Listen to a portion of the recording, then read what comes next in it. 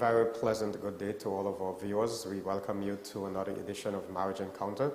Always, we are delighted to be with you on the airways. We trust that you are having a wonderful time in your marital relationship. If you're not yet married, we're grateful that you have chosen to join us. You will receive very useful information. And for those of you whose marriages are not the best, we do recognize that from time to time marriages do go bad. But that's why we're here, to be able to provide meaningful solutions to your varied problems and issues. With me, Dr. Greene, is Dr. Braithwaite. Dr. Braithwaite, good day and welcome. Good day, Dr. Greene. Good day, radio and viewing friends. Again, we are also so very happy to be with you.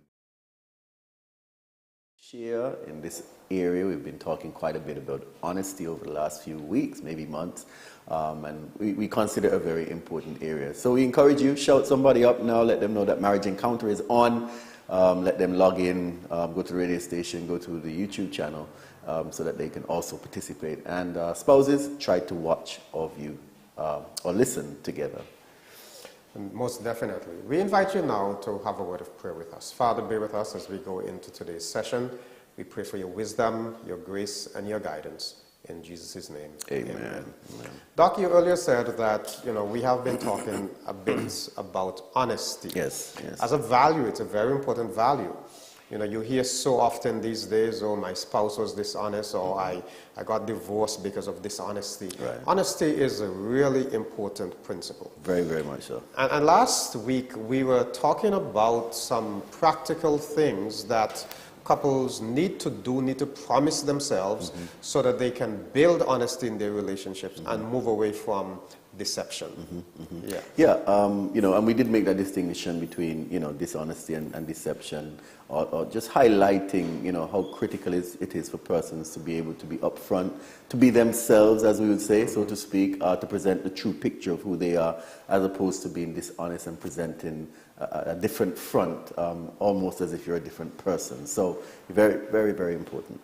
Now, we shared last week, just quickly, if I may just provide a brief summary, that we have to have enough grace to tell the truth. That's important. If you want to be honest, you have to begin with saying it as it is. Tell the truth with grace. And then we said that you ought to give each other free rein to question and check out things with one another. I'm going to be honest. I want you to know that I'm going to be honest. Yes. So you have my permission to check me out. Ask questions. That's right. What do you need to know? Yeah. And then we said that you ought to be able to police each other when you see your spouse not being totally honest. Right. If you have a suspicion, and this should be open to both of you. Yes. I know that my spouse is going to police me. My spouse knows that I'm going to police her. If there is some revelation that something isn't so right. Yeah, absolutely. I mean, the word police may seem like a strong word, but, police are there to ensure that the law is followed. And if there's something going wrong, you have your spouse policing you just to make sure that you stay in line. Stay in line. Another word that comes to my mind with police is investigation. Investigate, right. Yes, some questions and respond. And then, Doc, there's another one here. And I'm not sure how much time we spent on this last week, but, become a partner in your spouse's life to heal the underlying fears of being dishonest. There is this concept that, I don't know if I am honest, how my spouse is going to take this. Right. So there may be that underlying fear of being honest. Right. I think, just to add, the whole idea is if I'm honest, if I'm totally honest, my spouse may want to sort of abandon me, I can't deal with this, and push me to the side. And so I think it's important for the spouse who is the one who may have identified the struggle to indicate to the one who may be struggling that, hey, whatever it is, I'm going to be here for you. I'm going to be there supporting you. And when we think of this, Doc, sometimes persons may think of what we may consider when the worst comes to the worst. So you might think about, if it's a matter of adultery, would your spouse, just abandon you? Well, I mean, you may think that's a good reason maybe for somebody to abandon you. But if your spouse is of the opinion and suggests to you, look, regardless of what it is, my desire is to be here for you. it helps to alleviate that underlying fear of abandonment. And as I share that one, because that's probably the most challenging of the lot, and persons may think, well, that's not being very realistic, because if my spouse does commit adultery, I probably may want to walk away, but I'm just saying that the option is there for you to remain and to be supportive in the event. I'd like to say that it is important that we're talking about honesty as a value. What we're saying is that we want spouses, we want partners, we want married couples to make a pledge that they're going to be honest with one another. Yes. And it should be a value. When we say that it should be a value, we are saying that it should be an undergirding principle that governs your life. Right. It should be a part of the bedrock, the fabric on which your marriage is built, is structured, so that you know at all times that your spouse is honest, and you plan by the grace of God to be honest at all times with your spouse. When we know that we are honest with each other, there may be occasions when something may happen and you may say, oh boy, if my wife finds out this, or if my husband finds out this, I wonder how they're going to react. And there is that temptation to, hide the truth a little bit. My understanding here, Doc, is that we are saying that I want to encourage my spouse. I want my spouse to know that, listen, I'm going to support you in your honesty. Right. So that if you're honest with me, I'm not going to cut off your head for it. Right. Right. Yeah, and we've spoken several times about the whole idea of maturity. As a relationship develops and as persons develop, they become more mature. They are a little more capable of handling some of the hard knocks of relationships, the challenges of relationships, and appreciating and understanding that sometimes persons do go through difficulties. The ability to support that underlying value, as you mentioned, of honesty, and stand in that relationship, knowing that, hey, my spouse is honest with me and I'm honest with you. Some of it is difficult, but we appreciate the honesty, even though at times it may be a very difficult situation. Yeah, I remember some time ago we were discussing this subject of forgiveness, and one of the things we said, there are 4 promises. Yes. But one of them is, I'm not going to hold this against you. I'm not going to use it against you in the future. Yes. And I think it's a similar principle coming here. Very much so. You're going to be honest with me. So. Yeah. I'm grateful that you're honest with me. So I'm not going to take this and hold it against you or use it against you in the future. And again, it comes back to that whole principle of maturity, Doc, because for somebody to be able to be at a place in their experience where they don't take past experiences and use it against the spouse when something else similar may come up, it takes a bit of maturity, and that's what we're saying. Relationships ought to grow, and that's a point that I try to make all the time. You cannot come into a relationship and stay at the same place that you were 10, 15 years ago. The relationship must grow, you must grow, your maturity levels must grow, and understand that in the context of a relationship, we're all broken human beings, we make mistakes, and that element of not holding something against you, not using it against you, and also that element, as we're sharing right now, of choosing not to abandon your spouse when they may share something with you that is difficult. All of these are signs of maturity as well.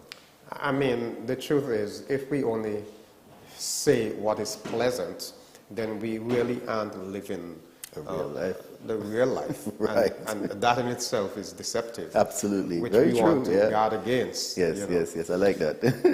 There is a 5th element, Doc. We didn't touch this last week, so we want to spend some time on it. I think it's important. Take responsibility for your own dishonesty and its underlying fears, and make a commitment to resolving them. Don't just say, hey, I wasn't truthful. But make a commitment to resolving them. Promise to do better. You have to be able to say, listen, this was my bad. I am going to do better.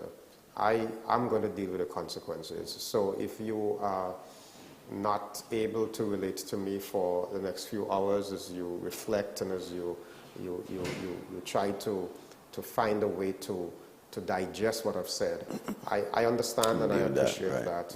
That's my bad. Right, right.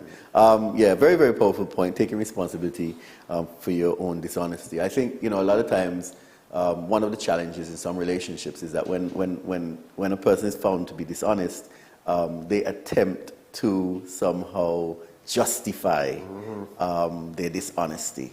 And some people say, well, you made me do it, Right. And I think we've said over and over again that nobody makes you do anything. You That's make correct. choices, you make your own choices, right? Or you made me feel that way. Nobody makes you feel a way. You have to deal with and take responsibility for your own feelings. And so what I'm saying here, what we are saying here is that if you find yourself on the wrong side of honesty, which is dishonesty, and you are confronted on it, take responsibility for it. Acknowledge your dishonesty, and then, as you've mentioned, Doc, if it's an area that needs you to address it, meaning that it's an area of weakness for you, then you need to get on a path or on a journey to address that matter, to correct that matter in your own person. So it seems to me, Doc, that we may be struggling with some selfish desires here, wanting to look good, wanting to come across as a perfect human being. Right, right. So I'm late, and I say, honey, I'm sorry I'm late, but it was the traffic. Right. So right. I kind of pass it off as making excuses. Right. Now that may be, not so terrible, but then there are other things when I myself messed up. And to be able to say, this is my fault. I'm the reason why the electricity is disconnected. Right. I didn't pay the bill on time. I didn't fulfill my promise. Yep. Without making an excuse. Well, if you didn't do so and so last week, I would have had the money to do this. Right. We don't. If you are dishonest, if you are in the wrong, don't excuse it. Right. Right. That's the idea. Yeah, acknowledge it. The example of traffic, you could be late to pick up your spouse and you say, oh, the traffic. Your wife might say, yeah, I know the traffic is really bad. But you can't be late and blame the traffic for 2, 3, 4, 5 weeks. Leave earlier. You know what I mean? Yeah. Leave earlier. So address the problem by recognizing, look, I need to do something about this. The traffic is bad at this time, generally. So I will leave earlier so that I can counter that, and take responsibility for it, and even when the person confronts you on it, you could say, you know what, I should have left a little earlier. That's taking responsibility for your own freedom. I imagine that your spouse would be so relieved to hear you say, if you're accustomed to be trying Defensive. to fight your way out of something, Yeah. and your spouse were to hear you say, honey, I have no excuse. I'm late. I'm sorry. I'm late and I'm sorry. Forgive me. Right. That might. She might want to know. She look at you and feel your temperature and say, are you okay? Okay. But I think, just to speak a bit about this, because we do have a tendency to attempt to excuse things. I don't know if it's a part of some person's makeup. Maybe they feel like if they acknowledge or admit to some measure of dishonesty, that they are somehow, hurting themselves. Maybe they think it makes them look weak. I don't know. But just to suggest that, taking a look at that aspect of our personality, how do you respond when somebody highlights to you something that you may have done wrong or something that, may not have been, the best option? How do you generally respond? Are you willing to say, okay, yes, or are you going to defend that sort of tooth and nail in this context of dishonesty and say, well, I did this because of, and leave it at that as opposed to addressing that concern? What's your personality like? I think that's an important question. Very important, Doc. And I think this is why this next point, and I want to quote Cloud and Townsend here, because I think this is just so important. We may have shared on this in another topic sometime before, but this is so crucial. Become a person of truth. Now that's loaded, but here is the other thing, and this is the part that I want us to give attention to. And find someone else besides your spouse to hold you accountable. Get an accountability partner. Right, if you're struggling with being honest, that is a major deal. And so you want to, earlier we said take responsibility. So you want to be able to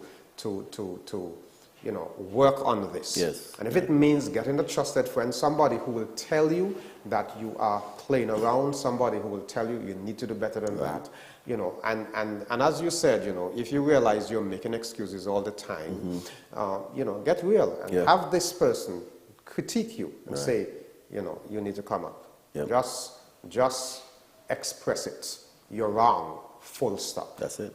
Yeah. I mean, I have a few persons, and a few persons use sort of have that relationship, sort of accountability, where, sometimes you get into a discussion with your spouse says that you're wrong, and you say you're right, and then you take the scenario to this accountability person, you run the scenario by the person and tell them, look, tell me what you think. And that accountability partner should be able to say, well, you're wrong. I mean, yes.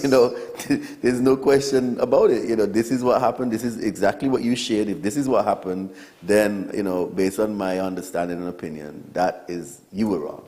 And so you should be able to expose yourself to that type of rigorous, in quotes, rigorous type of accountability. And at the end of the day, you should be able to go back to your spouse and say, you know what, sweetheart, I've rethought the whole thing, and yeah, you were right. I was wrong, and I'm willing to acknowledge that. Listen, dog. It's not the most pleasant experience right. to admit you're wrong. Right. It's not the most pleasant experience for your spouse to look at you and say, you're out of order. You messed up here. And we don't want to admit it. We try to wiggle up. Sometimes we well know we're wrong. We're trying to, we do. To look good and to make excuses. What we're saying is, that's a challenge. So swallow your pride and learn to grow. That's so important. Yeah. But I mean, I like the idea of the accountability partner, and I think that persons should be able to find somebody in a context, and it's not just anybody. It's somebody who is sort of tried and proven, a person of maturity, a person who has been down the road, who is educated in relationship matters and so on. Somebody who can be really just an honest party to the entire scenario, so that you don't get biases. Sometimes persons like you, they tend to make or to respond in a way that may favor you. But you really need somebody who can just be honest. And the value of an accountability partner is it's not just to help you to be honest, but every now and then, we don't need to run something by somebody. Yes. You're having a challenge at work, and you did something, and you want to ask the person, is this okay? Or sometimes you may be struggling in a particular area. If you're a man and you realize that, you're having thoughts about another woman, it's you may not want to go and say to your wife, honey, there's this girl at work I like. Exactly. And so on. Right. But if you have an accountability partner, you can say to your accountability partner, hey, listen, I'm struggling here. And I know this is not something that should be happening, but the reality is it is happening. Yes. What do I do? Right. Yeah. And your accountability partner would sit you down. Right. And put some sense in your head. Right. That's their job. That's their role, and that's why you go to them. And the moment that you find yourself not wanting to go to your accountability partner, you should recognize that something isn't quite right. Right. So it's a process. It's a fail-safe type of an arrangement situation. Once you want to be maturing in your relationship and growing and improving, you would want to have this person in your experience who could really share with you and be open with you. Somebody that you can be totally honest with, especially in sensitive areas. What you mentioned there in terms of maybe having a liking for somebody else is a very sensitive area.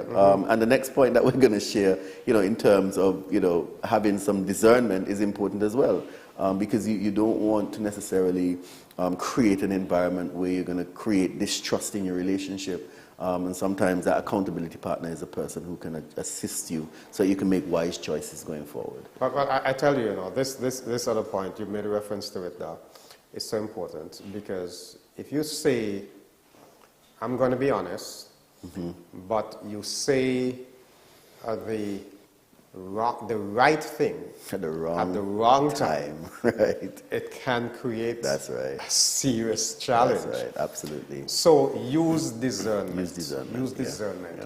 Yeah. No, I mean, we ought to be honest. Yes. Right? Yes. But everybody isn't ready for total honesty. Right. 100%. At a particular point in time. At a particular point in time. Right. So you may be at home and your spouse says, let's talk. Let's be honest with one another. What's happening? Mm-hmm. It may not be the right time to say, I committed adultery last week. Right. That may just shock your wife into, or your spouse. Right? Not be probably a good time.